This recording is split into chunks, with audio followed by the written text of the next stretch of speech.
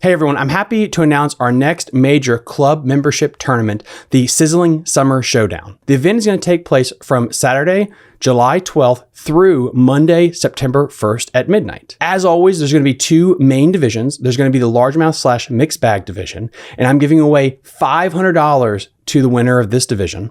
And then you have the overall smallmouth division, which is the same thing, $500. Now, this is where it's going to get crazy. I'm going all out, and this will be the most money I've ever given away for an event. For the Smallmouth Big Fish Awards, I'm giving away $100 and a plaque to the first and second largest smallmouth caught in Pennsylvania waters, the largest smallmouth caught in Maryland waters, and the largest two smallmouth caught in Virginia waters. I'm also giving away $100 and a plaque to the four largest largemouth caught through the event. And then the side quest, I'm going insane. For each one, for the snakehead, the bluegill, the rock bass, and the crappie, I'm giving away $100 to the first biggest and second biggest of all those species. There are so many different ways to win, but you have to be a Patreon supporter to join this event. The event costs $55 to join, and I'm giving away over $2,500 in cash prizes guaranteed. Check out the link in the episode description down below. Thank you. You're listening to Fishing the DMV with your host, Thomas Ahrens. Fishing the DMV is brought to you by Jake's Bait and Tackle, located in Winchester, Virginia. If that doesn't get you jacked up, I don't know what will.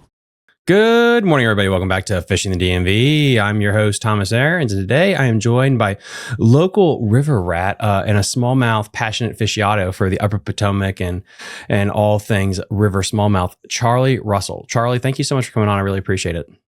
Thanks, Thomas. It's Russler. Russler. Not Russell. So, what got you into fishing? Well, the fish were my babysitter. My grandparents owned a pond right when you cross into West Virginia from Williamsport right off of 11. And I spent every minute that I wasn't in school at their pond. So That's where it all started. And then from there, how did you get into like smallmouth fishing? Well, I guess joined Potomac River Bassmasters back in 2004. I bought a boat in 97. Me and Dad fished a couple tournaments together up at Sleepy Creek. We sucked.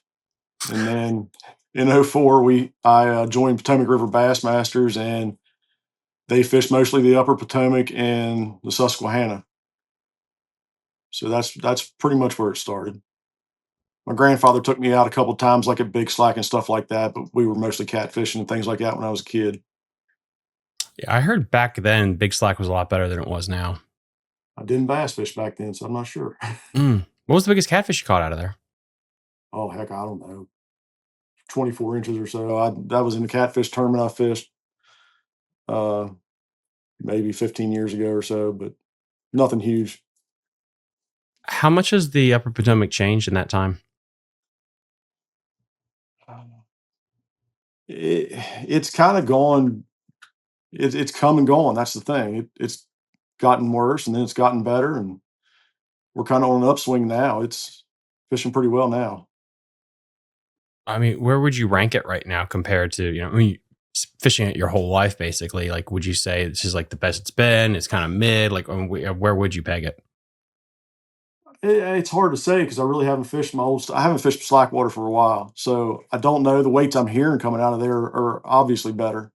I'm hearing some good weights coming out of there, things like that. But as far as me fishing it, I haven't fished it much in probably the last 10 years, honestly.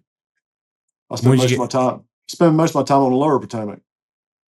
Because you also, for people that don't know, you also have a bass boat, correct? I do. So this is fun. So how did you go then from pond to the river to the bass boat? When did you get the bug for that? Well, in 2004, when I joined the Bass Club, I also fished my first season of the BFLs. And I totally bombed. I think I weighed in 2 fish, maybe the whole year. Funny thing is, I'm still about halfway through the Rob Greik episode, and I actually fished out of the back of his boat that year. Dude, Rob could have probably talked for 5 hours. That dude has so much knowledge, and he's a stick. When you asked him if he thought he could have made it, yes, he could have. Mm-hmm. Yes. Well, that's one thing that sucks is, and it's no knock on families, but it's like, yeah, like you have kids, you get a wife, and then you're expected to be on the road for 8 months, 9 months out of the year. I mean, Right. it's brutal, man. Plus you need the sponsors, or you married a sultan princess or something to be able to afford it. It's crazy. Yep. So back to the BFLs. I fished that year as a co-angler and totally bombed. Like I said, I think I either weighed 2 fish or I weighed fish in 2 tournaments, one of the two. Might have been both. But I didn't fish BFLs for a few years after that. Just fished the club stuff, kind of learned and got better, and went back to the BFLs and started fishing as a co-angler again, probably '06, '07, somewhere in there. So maybe 2 or 3 years from fishing those. And 2009, we had the regional on the Lower Potomac, and I won my Ranger there. You won the Ranger. Oh, that's cool, dude. Yep. What's the story? The story as far as what? The tournament itself? Or? Like the boat, like you won it. Was it a raffle, or did you actually like compete No, and win it? I won the regional. Okay, yeah. How'd that go down? I was just consistent all 3 days. Honestly, I didn't have a big bag any of the days. I just was consistent. I got lucky enough to draw boaters that put me around fish to where I could just be consistent, catch. I mean, I think it was only 33 pounds or something for 3 days. But like the top co-angler on day one had 16 pounds, I think, and I had 9. So I had that kind of weight every day, and they just didn't have it every day. I guess they didn't get as lucky on the draw and had to just be around those fish again.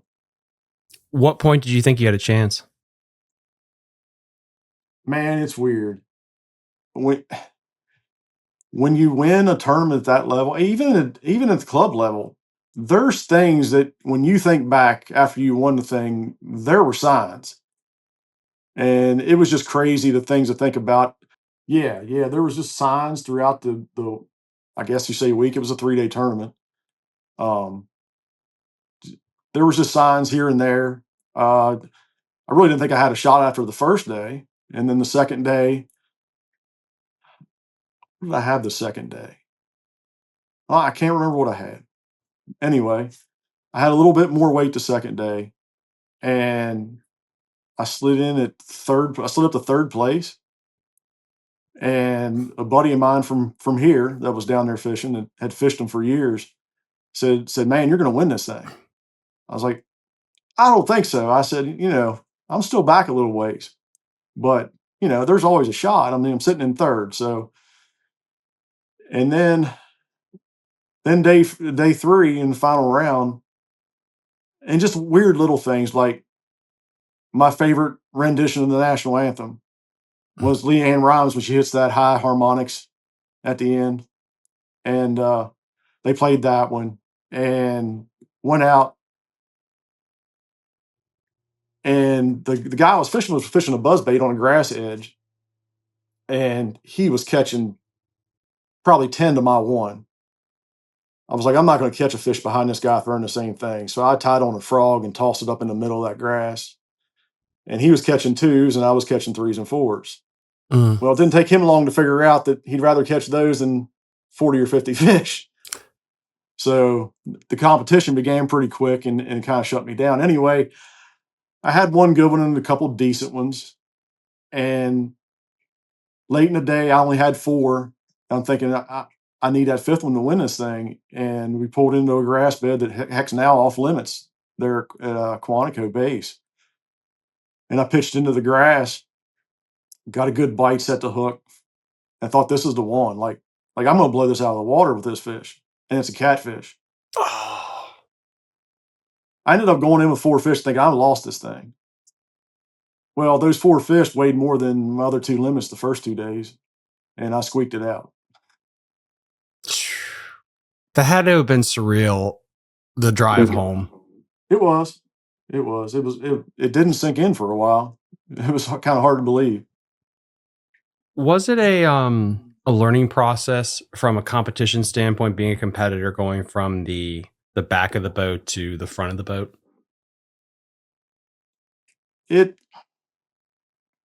It is. I mean, all the decisions are on you now. So Mhm. there's no excuses. I can't say I drew a bad boater. You're the bad boater now. Anyway, there's obviously some transition there, but like fishing with our club, we kind of started branching out and going down to the Lower Potomac and things like that as well.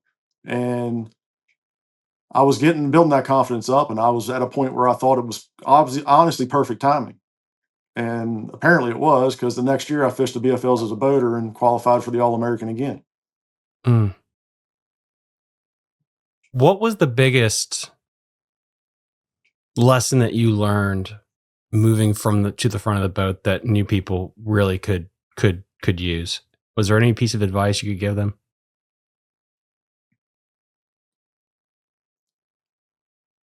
Remember what it's like to be in the back. Hmm. I mean, I've been with a lot of boaters, and I guess this is just me talking as a co-angler, honestly, but you know, I always told people when they got in the back of my boat, hey, if I didn't cast there, that's my fault. It's open. Just don't cast over my line, because that's going to create problems if one of us hooks up. But as long as I didn't cast there, I don't care how far up front you cast. But you don't have to be like that, obviously. Did you fish the BFLs this year? I haven't fished the BFLs since I haven't fished a full season of BFL since probably 2012, maybe. Why? Timing, kids, family. Yeah. Kids got to that age, they were going into high school, playing sports, and I wanted to be home to see that. So you decided to pay your mortgage with kayak tournaments based on the wall behind you? Well, it's honestly a better return. I spent a lot more money fishing in boat tournaments. Oh, dude. Yeah. So anyway, 2012, and from 2012 to probably 2019, I would cherry pick the Lower Potomac and Upper Bay, things like that here and there, just go fishing. Had a couple decent finishes, had a couple not so good finishes. But when the kayak stuff started, honestly, I thought I'd love to do that. Like, as long as I'm fishing and competing, I'm happy. I don't care. I love it. So that's all I really want to do. But I thought for a while that, hey, I'd love to get a kayak and get into that as well and do both. So I guess it was around COVID, honestly. COVID, I got a new job at work, and I don't have the time to fish boat tournaments, because you're not going to compete with Rob Greik and Brian Schmidt and those guys down in the Lower Potomac if you don't spend a week down there. Mm-hmm. Even if you spend a week, you still might not compete with those guys. But I just didn't have the time. So I guess year before last, in midsummer, I bought an Old Town PDL 120. And last year, I fished out of a couple of times, probably only 2 or 3 times that year when I bought it. And then last year, I said, I'm getting back in. I'm going to fish some kayak tournaments, and signed up for the MAKBF. And made the mistake of not double dipping when you could, because I could have made a lot more money last year. Mm-hmm. So about halfway through the season, I also joined CRM, Chesapeake Reel Masters, which is all Lower Potomac and Upper Bay. So fished those. And for not fishing the whole season, I did pretty well there as well.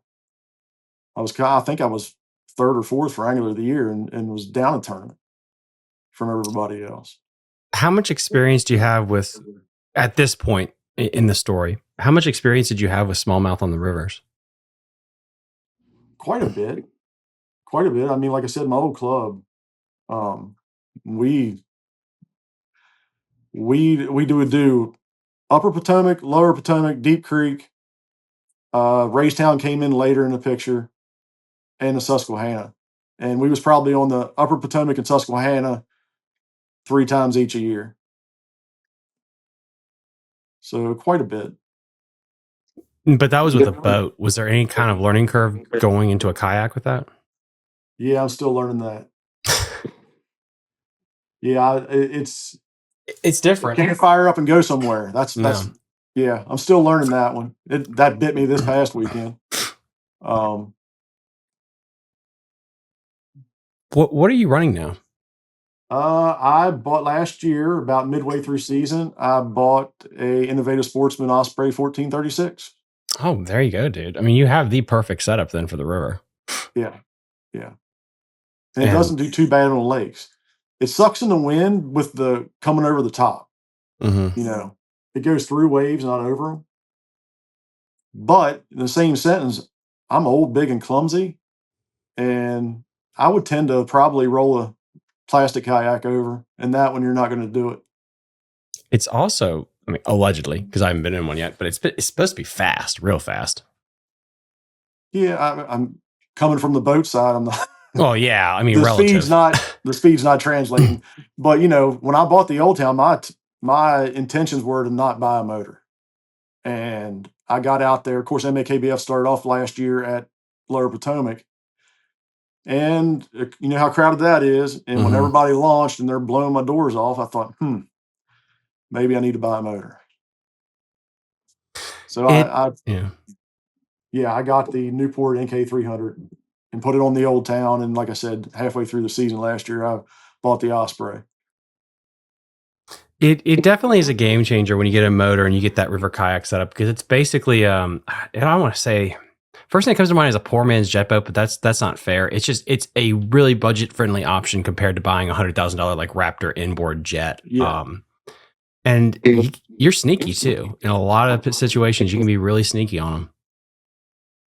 Yeah. That's the best thing about the Osprey. And it's not talked about a lot. Jeff Little talks about it, Trey talks about it, but everybody talks about how shallow it runs. The biggest thing about that thing is you're not making a noise. Mm-hmm. You drop something in that thing and there's no sound. How do you have it decked out? Let's see, pretty simple. I got a black pack with the battery in it.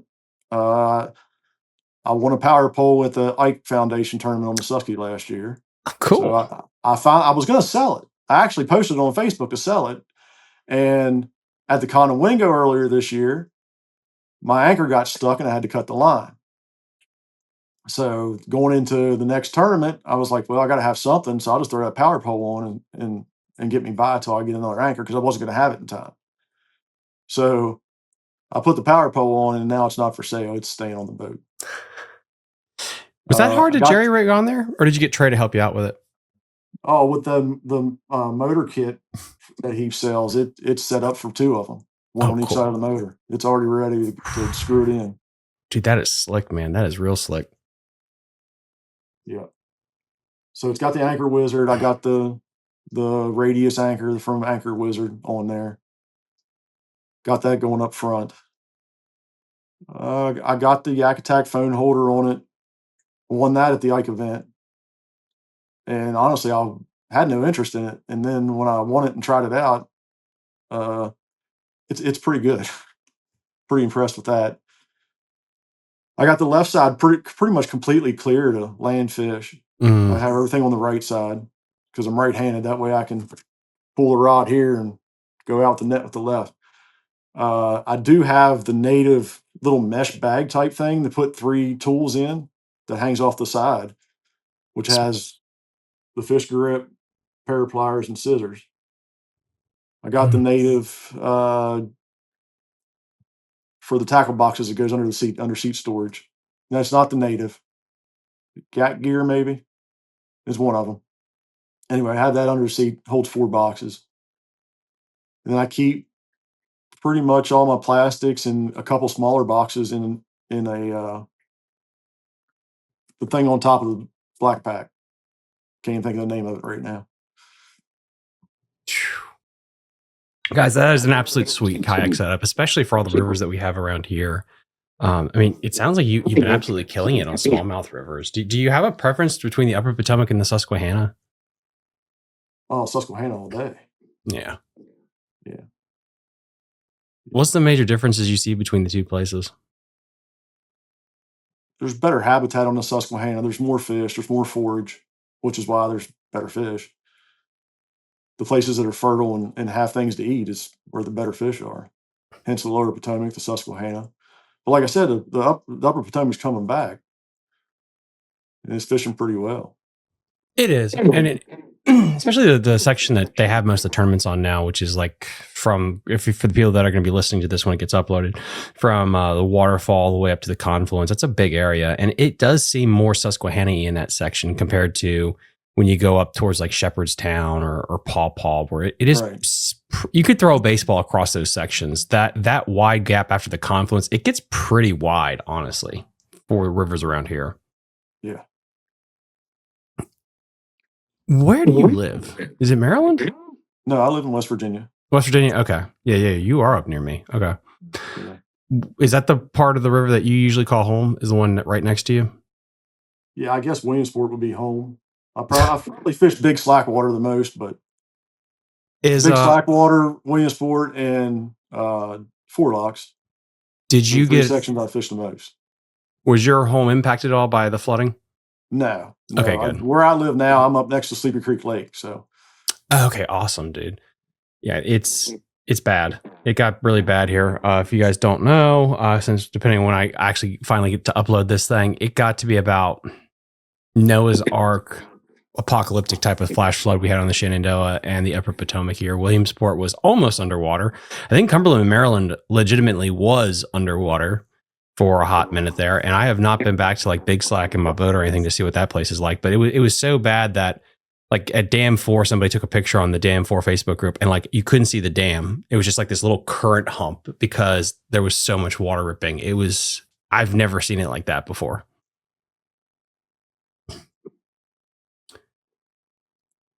What is Sleepy Creek like? Tough. It can be. It's got big fish in it. The last time I was up there, and I literally live probably 5 minutes at the most from the entrance to the dirt road to go to Sleepy Creek Lake. Last time I fished it was probably 4 or 5 years ago, and it seemed like it was overpopulated, a lot of small fish. How's it you live 5 minutes to that place and you haven't been there in 4 years? My goodness. Well, the road's rough, and the road is shit. I'll say that. Yeah. That keeps people out. I don't know how they have tournaments up there, dude, because I'm shocked nobody's like gone off. If you guys don't know, it looks like a donkey path that just kind of sidewinds up the side of a mountain. It's a cool lake. I've been there one time, but it was like white knuckling to take the Ranger up there. Yeah. Now, 4 or 5 years ago, I guess the last time I was there, like I said, probably 4 or 5 years ago, and that's just a rough guess.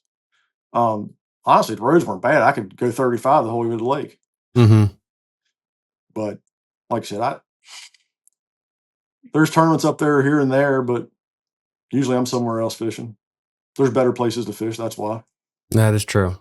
No, I mean, it's a neat little lake, guys. You gotta go check it out. I gotta shoot a video there sometime because it's really cool. It's a really cool setup. It looks like a Florida place, honestly, with the lily pads and the grass and everything.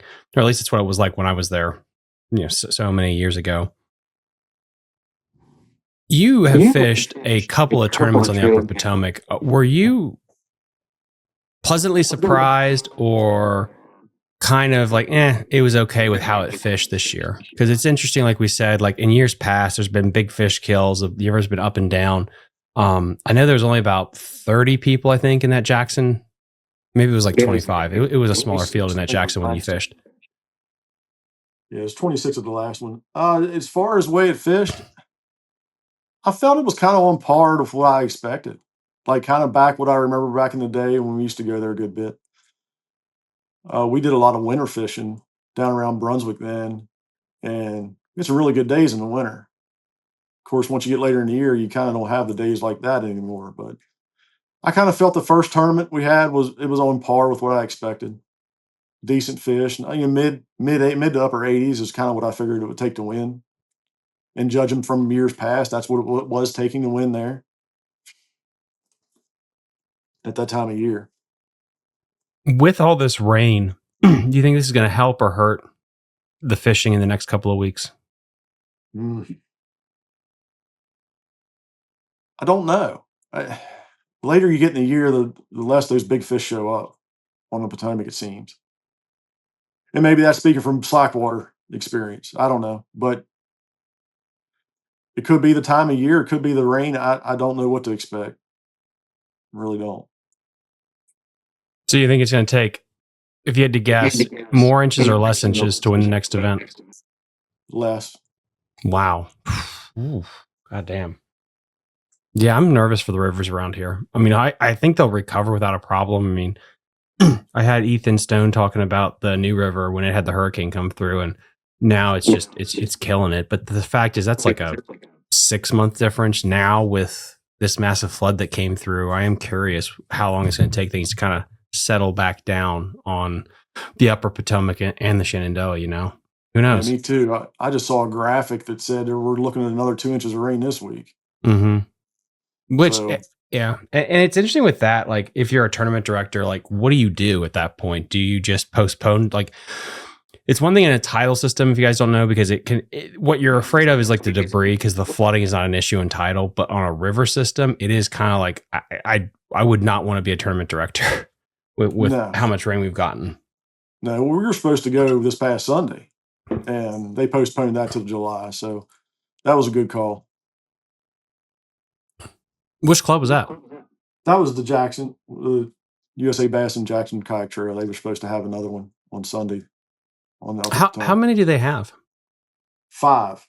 And he scheduled them all early this year. Of course, this one got postponed till late in July, so I'm not sure. He was talking about doing actually 2 trails on the Upper Potomac this year, doing an early and a later season. But maybe that put a wrinkle in that. I'm not sure. That's interesting. How many people do you usually get for those events? Mid-20s is what they've been running. Okay, it's not too bad. No, it's not terrible. For the Upper Potomac, that's pretty good. For a kayak tournament, I think. When Mid-Atlantic comes out, though, that's going to be interesting, because that's going to be, I'm going to assume, probably 50 to 60 plus kayaks. I'm going to hope, because of the payouts and everything. But that might get delayed too. Yeah, I'm curious on that. MAKBF hasn't been drawing as good this year, so I'm kind of curious to see what it does too. But yeah, I'm hoping we get the numbers up pretty good. 40 to 60 at least, I would hope. But we'll see. Do you have any other big tournaments coming up? Got the MAKBF coming up. I'm fishing MAKBF, CRM, and the Jackson.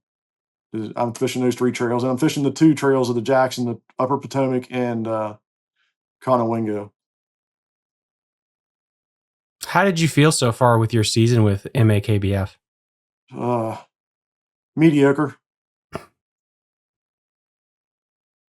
Yeah, I'm mediocre.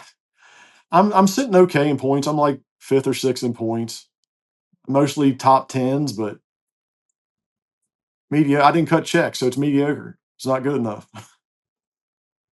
But it's fishing where, you're going to go through these highs and lows. You're not going to catch a check every time. It's about just staying consistent. That way you'll have that immediate breakthrough. It's weird how you get on these like tears in fishing where it's like, yeah, you go 4 tournaments in a row. You can't do anything wrong. Call your shot. You never miss a fish. And then all of a sudden you go then into the other end of the spectrum and it's like, I hate this sport, burn everything down to the ground. It goes in cycles. The lows are what makes the highs so good. Oh God, that's the so lows true. are really bad, and there's a whole lot of them. But you've gotten through, is it 2 events right now with MAKBF or 3? It's already happened. I thought it was 2. Trying to think. They had another one this past weekend, but I fished CRM. I didn't fish the MAKBF. They had the Delaware Ponds this weekend. That's what it was. Because it was, Conowingo and then Potomac and then, Chesapeake. Potomac. We've had Conowingo, Upper Bay, 2 Lower Potomacs. We had both days in 2 separate tournaments that weekend. And then they had the Delaware Ponds. So I guess that's 5 that they've had so far this year.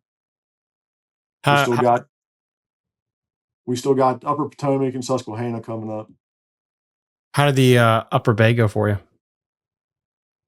Again, I cashed a check in the Jackson. I think I was 2nd, but with MAKBF, but I cashed a check in the CRM. I was 4th there, but with MAKBF, I was like top 10, but low, somewhere between 5 and 10. I don't even remember. I try to forget the bad ones. You were top 10? Yeah. That's I'm pretty sure I was in top 10. Spoiler warning, that is pretty good. Like, that's like, you're taking like, oh shit, I only got top 5 again. If you don't cut a check, it ain't good enough. It depends on what the check thing is. Because what if it's just a jackpot tournament? I'm just saying. Well, I mean, that's true. How many people fished it? I want to say 40-ish. I can't remember, but I want to say 40-ish. So you were in the top 10%. That's pretty damn good. It's okay. That's pretty damn good. You just put too much pressure on yourself to Ricky Bobby it. If you're not first, you're last. Yeah, well, I'm my own worst critic. How do you deal with that though, with all that pressure you put on yourself? I feel like I have to keep myself going to win. I mean, you can't accept failure or mediocrity. You gotta expect more out of yourself. What is your thought process going into like practicing for events? Is it covering as much water as you can? Do you cut the hooks off? I don't cut the hooks off typically. Honestly, for the kayak stuff, I don't practice a whole lot. That was one of the things that drew me to the kayaks as well. Like I said, I've run out of time with the new job, and I just, for majority of them, I show up and fish. I did go down the day before the Potomac tournaments and practice that day, or 2 days. I went 2 days, Thursday and Friday. But I typically don't practice too much for the kayak tournaments. When you're looking at all these events, then are you just trying to run places that you're comfortable with? Do you try to go explore? If you're doing no practice, do you just Google Earth it, throw a dot on there and be like, yep, this looks good enough? I mean, most of the places I've been before, so I kind of try to match up season, time of year, things like that, what they should be doing, where I think they should be, and just go for it. I mean, losing 40 or $50 ain't that big of a deal. So it's not like I got $200 in a BFL and 500 in a gas and That's true. 1,000 in a hotel for a week. Because I mean, Upper Potomac is kind of nice. It's like the Shenandoah. I'll use the Shenandoah as an example. It's small enough to where you can pretty much understand most of like the main stem. It won't take too long. The Susky is just an animal. Like there's no way in hell you can practice that thing for a lifetime and not fish the whole thing. The Upper Potomac, I feel like kind of like in the middle with that, especially if you're talking confluence all the way to the break line. Then there's so many as far fish. as the river goes, I kind of pick an area that I know is good and I just go pound it. Yeah. I do go out and practice for the Susky because it's so big. It's massive. Like yeah, and there's a lot of places you can win there. Yeah, I don't feel like there's as many places you can win on the Upper Potomac. There's a few. Yeah. I it's time of year too, I think. Like that's a big deal. Definitely. I mean, and that's the one thing that's weird about having spring smallmouth tournaments, because generally I feel like it concentrates the anglers too, because the fish are in concentrated areas, versus when you do summertime, I do think it spreads the field out a little bit more, generally speaking. Yeah. And then on the Susky, I mean, I've had so many people on the show that talk about that, where it's like, yeah, if you have these tournaments certain times a year, it is an issue because you have so many kayak anglers. And if that's in the Susky, I can't imagine that on like the Upper Potomac. That's half the size, like how much that will bunch up anglers. But yeah, no, it is something that you have to deal with as a kayak angler, because you're right. Like you don't have a jet boat. You don't have a 250 where you can just haul ass all the way up. You have to pick a section and make sure that section's good. And that really kind of comes into just like being able to do defensive work and figure out kind of the area. And then it comes down to, do you camp or do you float? And I know a lot of people like to float rivers, and I know a lot of people that are completely against it, thinks it's stupid. You have to always work up no matter what you do, because that's like the perfect casting angle. And I've seen people be successful both ways. Yeah. So what other tournaments do you have coming up? Like I said, the Jackson Trail, we got 3 more Upper Potomacs, which one is doubled up with MAKBF. So those 2 tournaments there. I think we've got another handful of CRMs. They've fished probably 9 or 10 tournaments, but only count, they drop or only count the best 5 or something like that. So still in the mix there, I guess.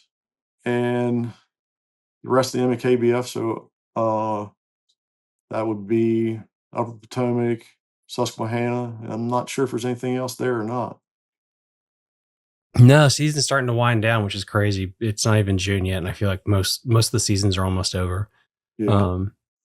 Luckily, like MVKBA, like they spread it out pretty good, so it's a whole season, which is kind of nice versus bunching it, which is just personal preference on my part. Yeah, I'd like to see it spread out a little better, but they get it over kind of early, I guess. But then they do have like MKBF has the Tournament of Champions probably September, October, somewhere in there. CRM has their Battle of the Best September or October, and then I think if Jackson goes to a national tournament, which I think is on Nickajack this year. That's a drive. It is. It's always fun to go fish new places. Well, speaking of new places, are there any new places around here that you want to go fishing? The Upper James, I don't know, the Lake Anna. Never have fished the Upper James. I fished Lake Anna before. The Upper James would be fun, probably. I've been to the new a couple times, not a lot.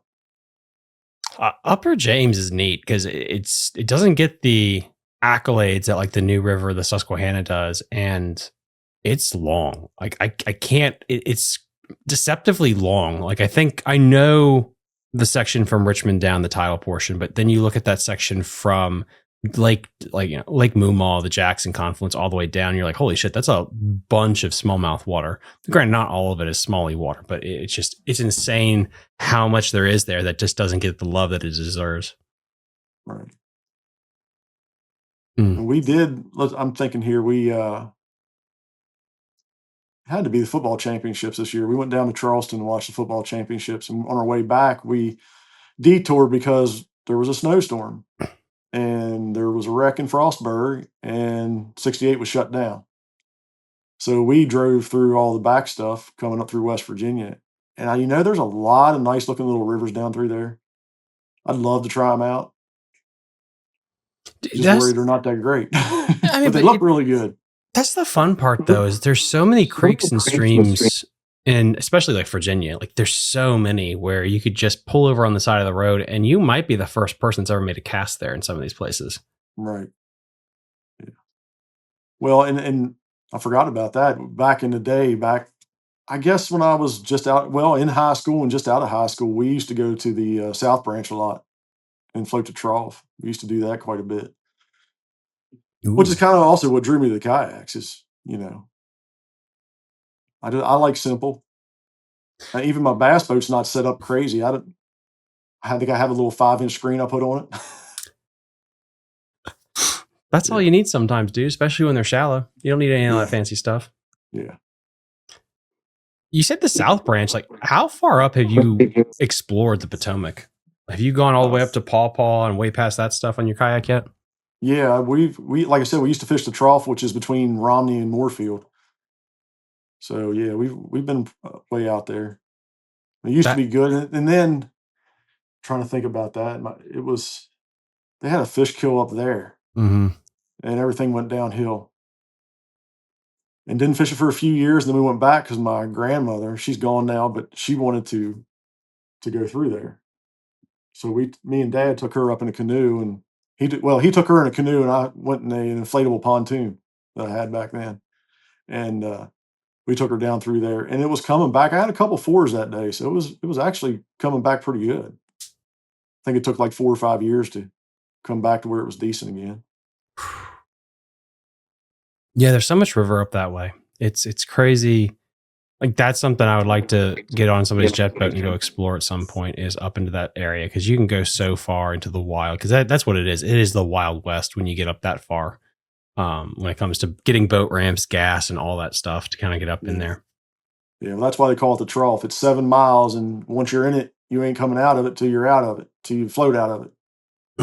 It's straight up on both sides pretty much. But it's crazy, beautiful, and it's good fishing. Yeah. Is there any cell service? Man, it's been so long since I've been back down there or up that way. I'm not sure. I'm telling you, it's just, yeah, it's you can find cool places to fish around here if you're willing to be sneaky. I think it was Clark I had on, and we were just talking about like all the creeks, like Goose Creek and Catoctin, and that's a blast from the past. That's where I grew up, about floating those little creeks and how they're their own ecosystems. And that's the thing is like these creeks and rivers just really are the last place you can go and just wet a line and just be successful. Cause some of these lakes just do get beat to hell so much from anglers and bank beaters and things like that. Oh, they do. Mm. Well, Charlie, no, I really appreciate you coming on today. Is there anything that we forgot to talk about? Well, we didn't go over the win on the Jackson Kayak Trail. Oh, right. We didn't. I just had a stroke on that one. Oh, you're good. You're good. Because I wanted to talk about that because I was really surprised with the inches on that one. I think you and Clark finished 1 and 2 in that one, actually. We did, yes. And you were the only ones to catch. I think it was a 20-incher. Yeah, I had a 20 and a quarter, and he had a 20. Okay. I'm going to go down right here. Hold on. As I'm getting on the old, here we go. 24. Trying to get your inches up here on the old computer.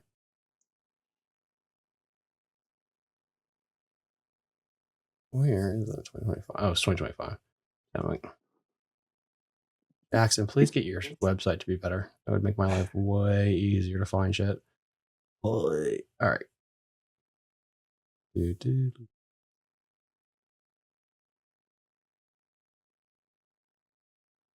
Good Lord, Jackson. Upper Potomac, Brunswick, Salisbury. No, it's Brunswick. It was March. It was April.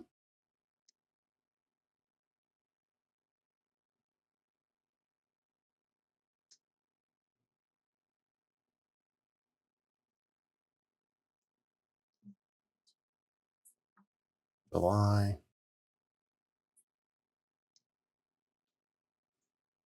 Got website issued. All right. Show archived. Good Lord, this website sucks. There we go. That only took way too effing long.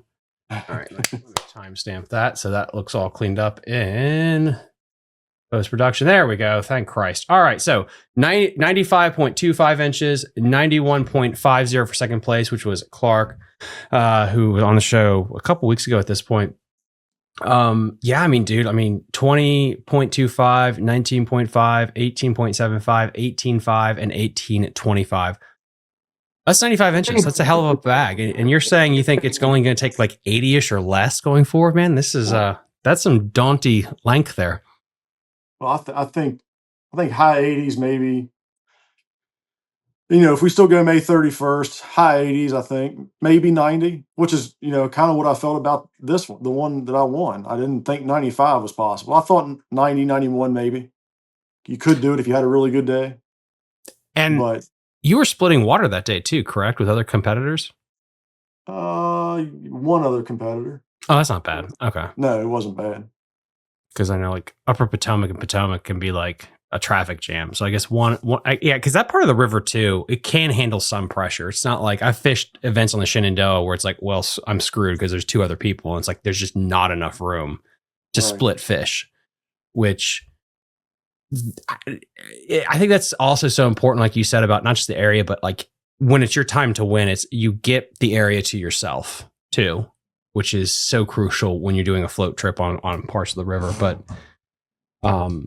going into it, this is an April event. Like, I know you usually say you don't practice, but for this one, did you get any practice in or what happened before the event? No, I didn't practice. No practice. I just knew an area I wanted to fish and thought it was the best area to give me a chance to win. So I showed up that morning and dropped it in and went fishing. And was this just an area that you have history on? I fished there before. I've fished there before. I've never done anything crazy there.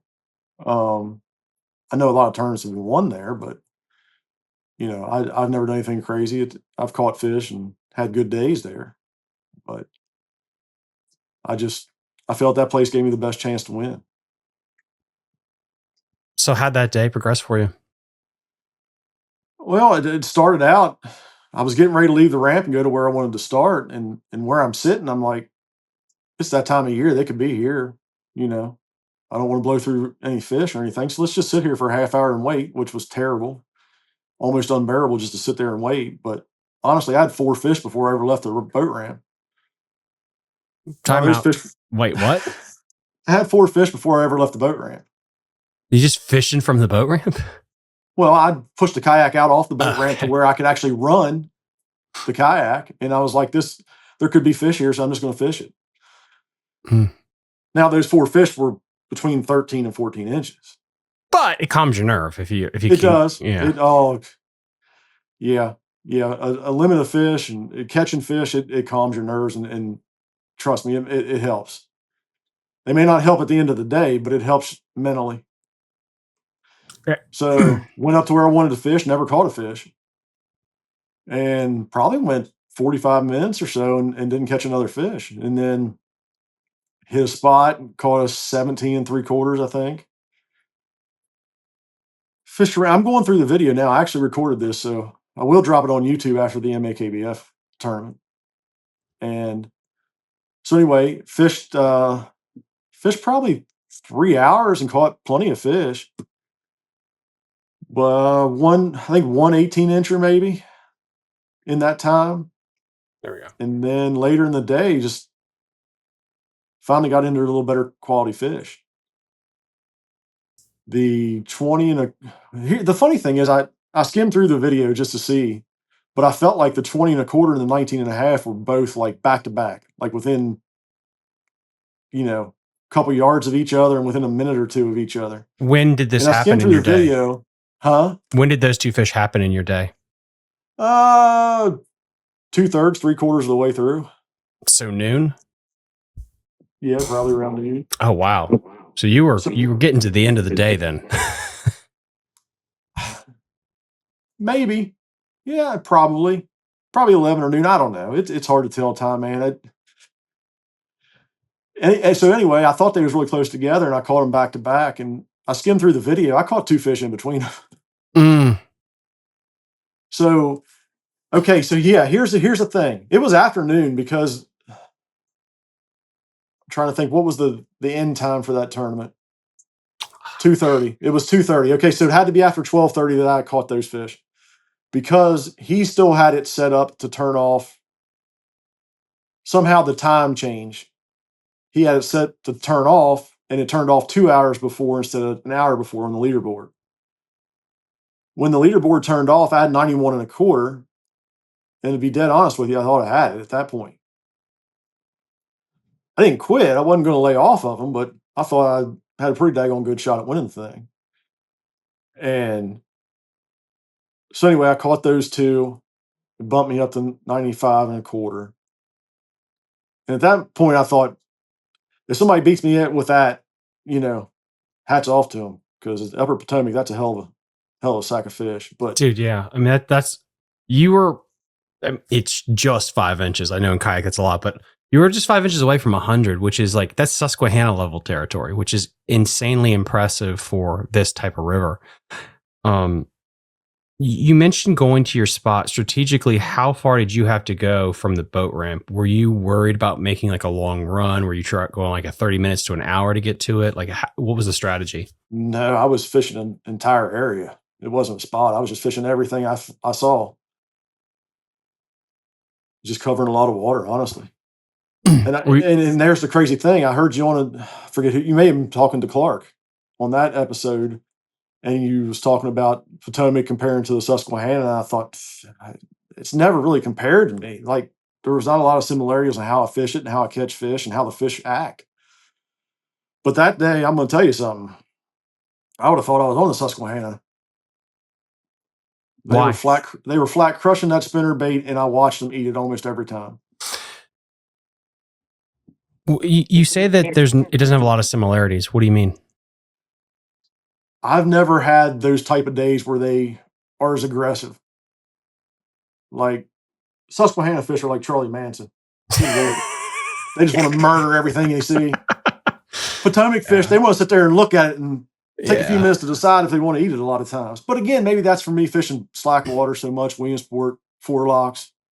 That's a different river too compared to the rest of it. Dude, yeah. I cash all my checks at Big Slack, and effer. I'll just say effer.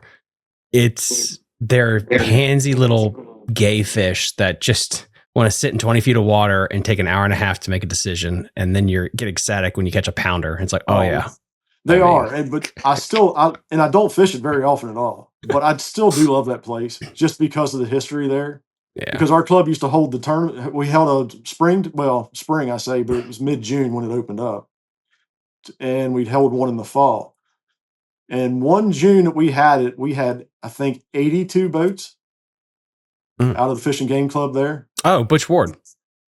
No, we were before Butch Ward. Butch Ward didn't start there until after we used to do those tournaments. Yeah. Oh, I didn't know that. That's cool. Yeah, Potomac River Bassmasters used to hold one in June and one in November. I think first weekend in November. And of course, the November one didn't draw as much because everybody was bow hunting, but we would still draw 30, 40 boats a lot of times. It's a really good fish. Relative, everybody that's going to be in the comment section. It's relatively good in the fall, in the late fall and winter, which is crazy because I don't know why that place is better than, but it is. It makes no sense to me. Or I just figured it out. It could be that too, but it fishes bigger that time of year, and it's good in the winter too, especially when it's not super cold or in the water's low and clear. Like it actually fishes pretty good. And the crappie have actually gotten in there thick. I caught a bunch of crappie this year when I've gone out there for fun, which shocked the hell out of me. But that was before the Noah's Ark flood. So who the hell knows if there's a single fish left in Big Slack.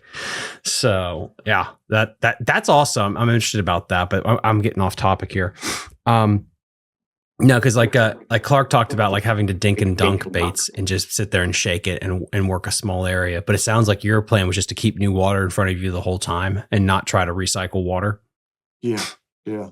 I moved the whole day. And that's funny because I'm a dragger. I usually fish like Clark was talking about. But from fishing the Lower Potomac and the Susquehanna, I'm getting better on the moving stuff. So why? This is always just a fun exercise because everyone picks their favorite. Why a spinnerbait versus a chatterbait versus a swim bait, something like that? Was it water clarity? Comfort. Yeah, I mean, comfort. And honestly, the Potomac fish don't eat a chatterbait as well for me. I mean, I catch one here and there on it, but not like I do the spinnerbait. It's funny. It's just, I heard Chun. Like, I think he just grabbed his heart. If you guys know, you know, since that's all that guy throws on there. But it's crazy that like, this is what I think is so interesting about the psychology of an angler is I'll have 3 people on the show talk about the same place and they'll be like, I went on a spinnerbait because I hate the chatterbait. And the other guy will be like, I hate the chatterbait, I went on the spinnerbait. So it's like, is it just us then as human beings, as apes that says like, yeah, this is the only bait this stupid fish will eat? It's like, no, it's a stupid little brown fish. It doesn't give a blink. It's like, just put it in front of his face. No problem. That's all what you have confidence in. Yeah, exactly. I mean, it's been a while since I've had a good spinnerbait bite with smallmouth. Well, and here's a perfect example. So the first tournament we had to Jackson this year, I fished the spinnerbait and caught my fish, and I went back through the same area and threw the chatterbait. Well, I didn't catch as many, but I'd already been through there with the spinnerbait and caught a handful. So it may not have mattered. But that in my head says I'm throwing a spinnerbait the majority of the time. You know, just things like that. It may not make a difference. I may have caught just as many or more fish if I went through it with the chatterbait first. Who knows? When you're when you're spinnerbaiting, do you go with a trailer or a stinger hook or neither? Man, like last year on the Susky in the Bassmaster tournament, I originally rigged up and I didn't throw it in practice because I went up for actually most of the week for that one to practice. And I didn't throw a trailer the whole practice. And honestly, I don't know if I ever missed a fish in practice. The first day of the tournament, I showed up with a trailer on because I thought it would make it would help. And I lost the first 4 or 5 fish that hit. Really? Yeah, I took the daggone thing off. That being said, in the Jackson, I had a trailer hooked on the whole time. That's so weird how that works. Huh. Wonder why. Maybe they're just seeing it better at one event versus the other. Yeah, I'm sure. Do you throw it on fluorocarbon or braid? Fluorocarbon. Fluorocarbon. Yeah, that's one thing I got to learn with this kayak when I'm learning with the kayak stuff is I gotta throw more braid and I gotta get faster reels. I thought it was stupid witchcraft, but it's true. After this last tournament I had, it's like, oh, okay, I get it now. Because, yeah, like especially with dealing with current, and then a fish is going to be moving a lot. You don't have the ability to stick and take a couple of steps back or anything like that, and you just have got to just lean on them and winch hard. And that was so hard for me going from a boat to a kayak to understand that that little detail matters a hell of a lot. Yeah.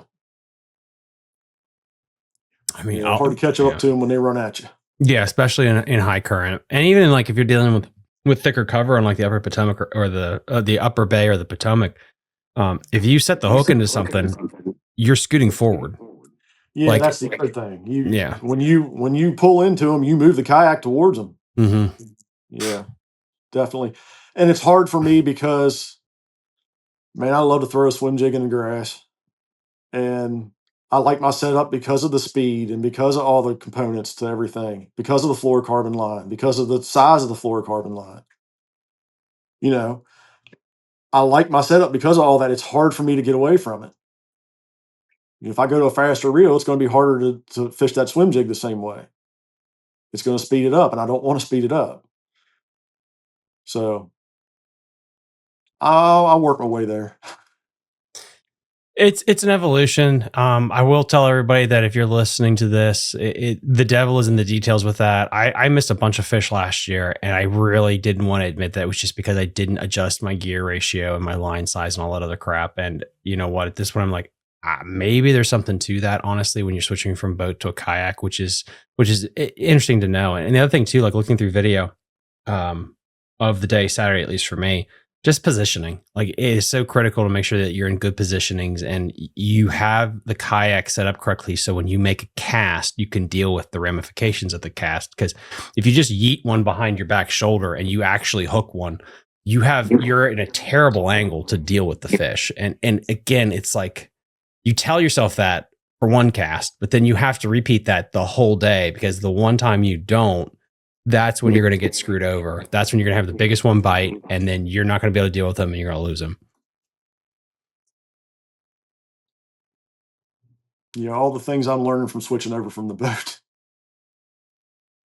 And some of them are hard, costly lessons. But that's how you learn. I mean, like bump boarding for me, and that smallmouth in a kayak tournament, half the fight's getting them in the boat. The harder part is keeping them in the boat once they're in the thing. Yeah, I've learned that it doesn't matter every time. Put the net there like Blanchard does and just take the extra 2 seconds to do it. Yeah. I had him jump out at the Juniata last year. Oof, an important one? I mean, it would have helped, but it wouldn't have cut me a check. I mean, you could take solace, I guess, in that. It wasn't like you had like the winning fish that you just watched it slow-mo out.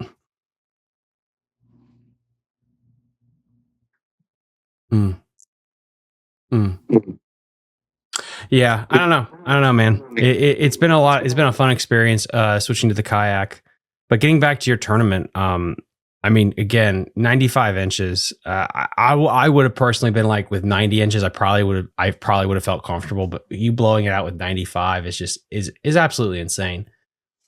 And like you said, a power fishing bite, just like the Susquehanna. That's crazy for this river. Yeah, I was surprised, pleasantly surprised.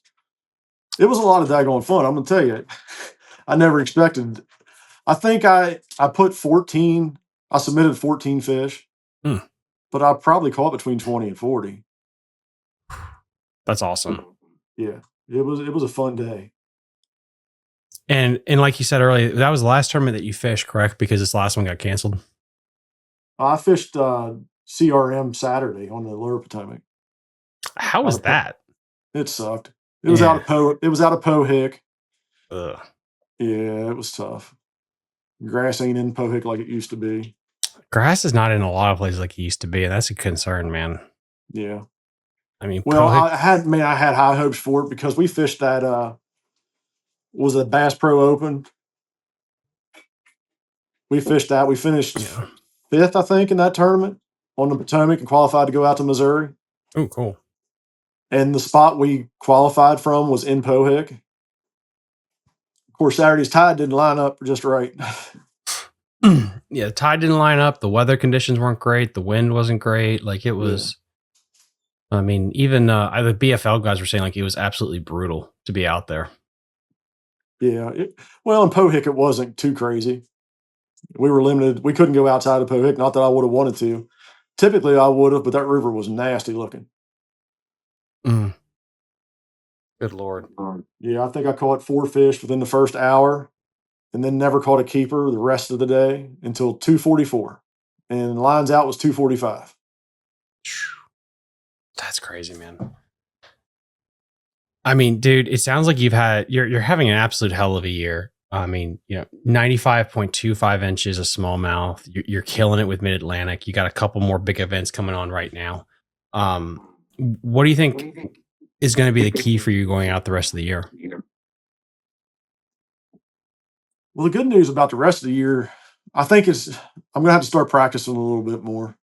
Number one, I'm going to have to do a little bit more, put a little bit more into it, which with my job is a great time of year for it because school's about out. So I will have the time to go practice and spend some time. So we're getting into my time of year.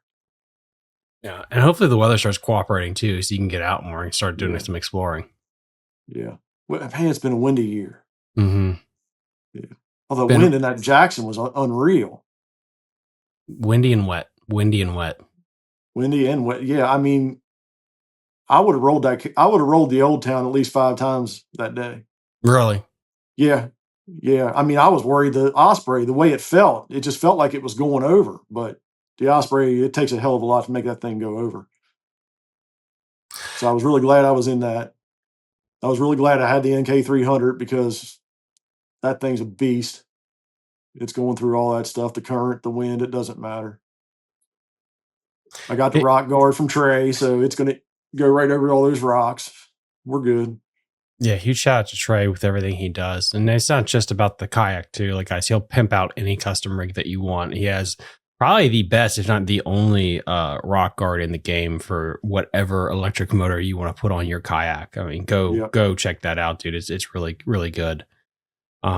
No, I mean, Charlie, I really appreciate you coming on today. Is there anyone that we can give a shout out to or anyone we can promote? Newport Vessels, MAKBF, obviously, CRM, Chesapeake Reel Masters, USA Kayak, Jackson Kayak Trail, Delaware Paddle Sports, Tactical Fishing Company, all the guys that support all our clubs around here. Without all the sponsor support with our clubs, the money wouldn't be there like it is. I mean, the money's pretty good. Money's great at MAKBF. I mean, Charles County stepped up and down to Potomac and put an extra $1,500 in the pot each day. So that's unreal. So the payouts were great there. So who else?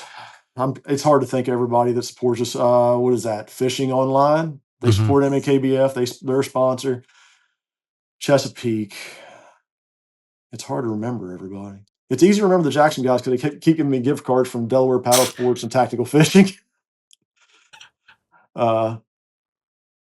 Who else? I know Chesapeake's got 410 Baits with sponsoring Chesapeake Reel Masters.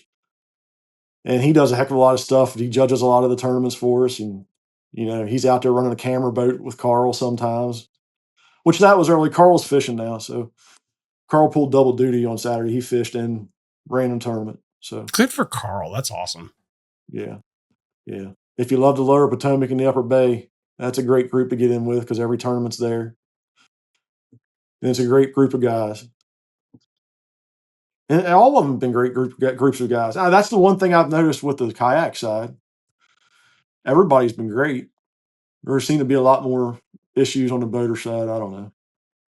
Like that's the thing I recognize too is you get a lot, and you'll get some drama queens in the kayak side too. Like I'm not gonna say that, but it's but hands down, it's generally better. It's more cordial, more chill. There's a lot more camaraderie on the water versus the bass boat side, or at least it seems that way with all the kayak guys I've been dealing with. which is really cool. Yeah. Yeah. I mean, I hear guys a lot of times, especially on the Potomac and the Upper Bay. Oh my God, a bass boat just blew right by me. It was too close and all this stuff. I'm like, do you realize they're probably on a grass flat and they have to blow it out? I mean, they have to, run it as hard as they can. And they're throwing less weight than they would if they, was off plane. So it's not that big of a deal. As long as they see you're not dangerous, it's not a big deal. But I guess that's from being on both sides of it. Yeah, and it's perspective. I mean, it really is. It is. Again, I'm not going to, there are some instances where, of course, somebody blows past you. It probably was not necessary. Other times you got to understand, maybe it was. The only way you could get on pad is to be doing that. Yeah, same thing on the Susky. You get somewhere, you got to run a chute, man. They can't let off of it. Mm-hmm. And that's the thing, too. It's just having awareness, tactical awareness that where are you fishing? Are you fishing in the middle of a channel? Okay, well, then play stupid games, win stupid prizes. Do you hear a jet boat coming around a blind corner? You just have your head on a swivel. He might not know you're there. Just things like that. I mean, situational awareness goes both ways. Charlie, I really appreciate you coming on today. Guys, as always, link in the episode description to everything that we talked about. Get on out there this year. The water's going to be coming down here shortly. Get on out to the river. Go out there and go fish. Go check out Mid-Atlantic and also go check out Jackson Kayak Tournament Trail. Both are fantastic organizations in our area that give people more opportunity to get on the water and do some tournament fishing. And we will see you guys next time on Fishing the DMV. Bye. You're listening to Fishing the DMV with your host, Thomas Ahrens. Fishing the DMV is brought to you by Jake's Bait and Tackle, located in Winchester, Virginia. If that doesn't get you jacked up, I don't know what will.